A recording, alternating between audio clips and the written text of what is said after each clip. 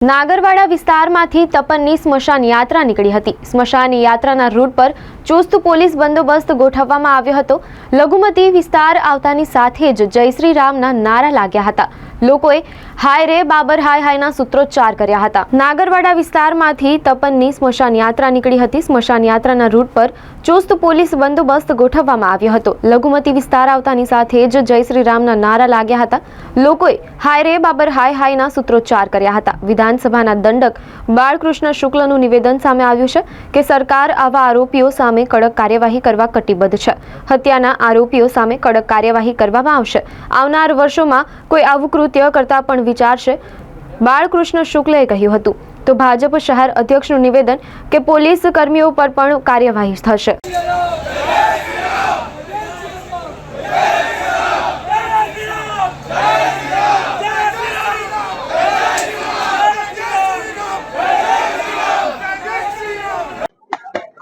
कोई पण निर्दोष नागरिकની આ પ્રકારે હત્યા થાય તે એક જઘન્ય કૃત્ય છે અને જ્યારે ભારતીય જનતા પાર્ટીના અમારા સિનિયર નેતા રમેશ રાજા પૂર્વ કાઉન્સિલર પછી તેમના દીકરાની જ્યારે હત્યા થઈ છે એ ખૂબ નિંદનીય ઘટના છે અને પોલીસ દ્વારા તાત્કાલિક રીતે આરોપીઓને પકડી પાડવામાં આવેલ છે।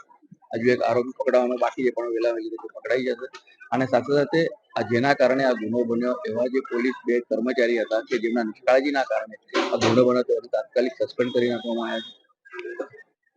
રાજ્યના ગૃહ રાજ્ય મંત્રીશ્રીએ વિદેશી પોલીસ કમિશનરશ્રીએ સૂચના આપેલી છે અને આ અસામાજિક તત્વો દ્વારા જ્યાં જ્યાં પણ દબાણો કરવામાં આવ્યા છે અથવા જે સમાજની રચના તોડી રહ્યા છે તમામને દંડિત કરવા માટેની ત્યારે સીધી સૂચના આપવામાં આવી છે અને ન્યાયતંત્ર પર પૂરો વિશ્વાસ છે કે આ કાર્યવાહી તાત્કાલિક થાય અને તેના કારણે એવો દંડ મળે કે જેથી કરીને ભવિષ્યમાં અસામાજિક દ્વારા આ પ્રકારના જઘન્ય કૃત્યો ન થાય।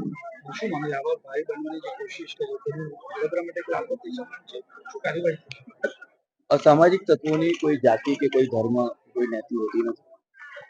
અસામાજિક તત્વોને જડબેસલાક દંડ મળે તે માટે ભારતીય જનતા પાર્ટીની સરકાર તત્પર છે। આપ જાણો છો કે જે બાબરની આ વાત ચાલી રહી છે, જે મર્ડર જેમને કરેલો છે તેને તડીપાર પણ કરેલો છે અને પાછા પણ કરેલો છે અને હવે જયારે કોર્ટમાં એને રજૂ કરવામાં આવશે ત્યારે મને એવું ચોક્કસ ખાતરી છે કે એને એવો દંડ મળશે કે જેથી કરીને ભવિષ્યમાં કોઈ પણ અસામાજિક તત્વ માથું ઉચકતા બેવાર થાય।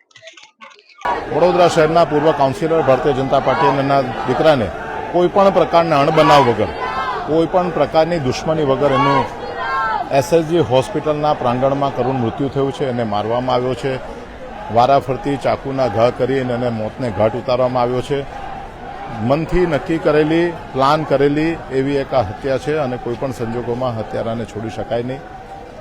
રાજ્ય સરકારના માન્ય ગૃહમંત્રી, અમારા પ્રભારી મંત્રી માન્ય હર્ષભાઈ સંઘવી સાહેબ આ ઘટનાક્રમના દિવસથી સવારના 3 વાગ્યાથી પોલીસ વિભાગ સાથે સંપર્કમાં છે, એમનું માર્ગદર્શન મળી રહ્યું છે અને ગઈકાલે રાત સુધીમાં બધા જ આરોપીઓ પકડાઈ ગયા છે। ન્યાયતંત્ર હવે ઝડપથી ન્યાય અપાવે, ફાસ્ટ ટ્રેક કોર્ટમાં અથવા તો અન્ય કોઈ માધ્યમથી ઝડપથી આ કેસ ચાલે અને કેસમાં પુરાવાને ધ્યાનમાં રાખીને એને કડકમાં કડક સજા થાય। આવનારા દિવસોમાં કોઈ પણ કોમનો વ્યક્તિ આવી હિંમત ન કરે એ પ્રકારનું એને સજા થાય એવી વડોદરા શહેરના સૌ લોકોની લાગણી છે। ડોક્ટર સાહેબ, જે પ્રકારે ભાઈ બનવાની ઘેલછા રાખતા હોય એવા લોકો માટે શું કડક કાર્યવાહી થશે? ભાઈ બનવાની ઘેલછા એટલા માટે લોકો રાખે છે કારણ કે જાણે છે કે એમને કોઈને કોઈ જગ્યાએથી કોઈને કોઈ પ્રકારનો સપોર્ટ મળે છે।